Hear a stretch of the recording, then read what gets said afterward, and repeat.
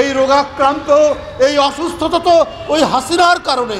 আপনার মনে আছে 95-96 আন্দোলন, তত্ত্বাবধায়ক সরকারের আন্দোলন।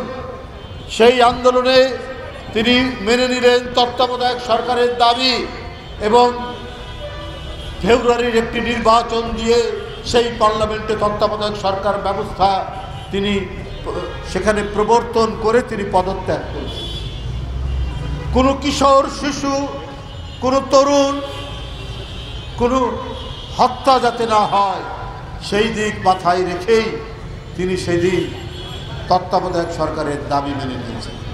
সেই তত্ত্বাবধায়ক সরকার যাদের দাবি করে, যারা ধ্বংসযজ্ঞ করে আন্দোলন করলেন, যারা মানুষ হত্যা করে সেদিন এই আন্দোলন করলেন, তারাই ক্ষমতায় এসে আবার সেই তত্ত্বাবধায়ক সরকার ব্যবস্থাকে বিলুপ্ত করলো।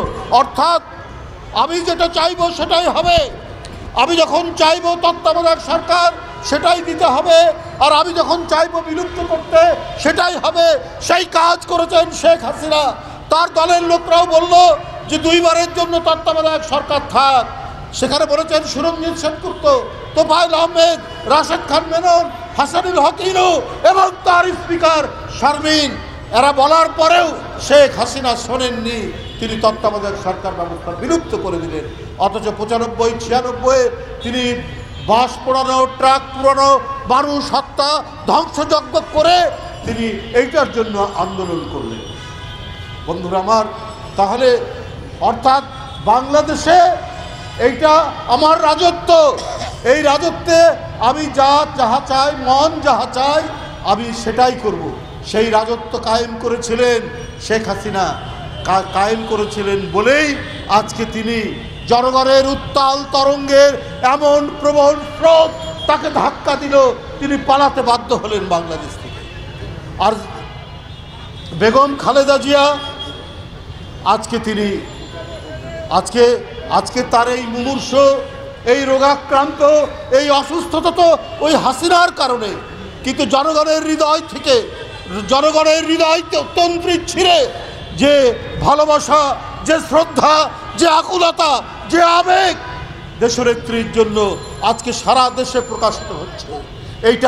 এইটা আমরা যারা তার কর্মী, আমরা যারা সেই নেত্রীর আদর্শকে ধারণ করি, আমরা এই ভালোবাসার আমরা কি জবাব দেব সেটা আমরা জবাব দিতে পারছি না। বন্ধুরা, একজন ছিলেন কথা দিয়ে কথা ভাঙা, প্রতিটি মুহূর্তে, প্রতিটি ক্ষেত্রে তিনি সেই কাজ করেছেন। বলেছেন এরশাদের অধীনে নির্বাচন করব না, 24 ঘন্টার মধ্যে নির্বাচনে তিনি চলে গেলেন। এই ওয়াদা ভঙ্গকারী, অর্থাৎ জনগণের প্রতি তিনি কোনো বিশ্বাস স্থাপন করেননি। আর Begum Khaleda Zia, she belongs to politics of conviction। তিনি বিশ্বাস আর দৃঢ়তা যার অন্তরের মধ্যে ক্রিয়াশীল ছিল, নট পলিটিক্স অফ কনভেনিয়েন্স। কোনো সুযোগ এবং সুবিধার ধার ধারতেন না বেগম।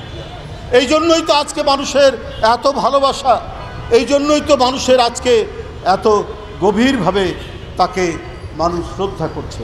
আজকে দেশ বিদেশের চিকিৎসকরা ছুটে আসছেন, আজকে দেশ বিদেশের বিভিন্ন রাষ্ট্রনায়করা, সরকার প্রধানরা তার সুস্থতার জন্য সেখান থেকে বার্তা দিচ্ছেন। আজকে দেশের সর্বস্তরের মানুষ, সরকার প্রত্যেকে তার সুস্থতার জন্য দাবি করছেন।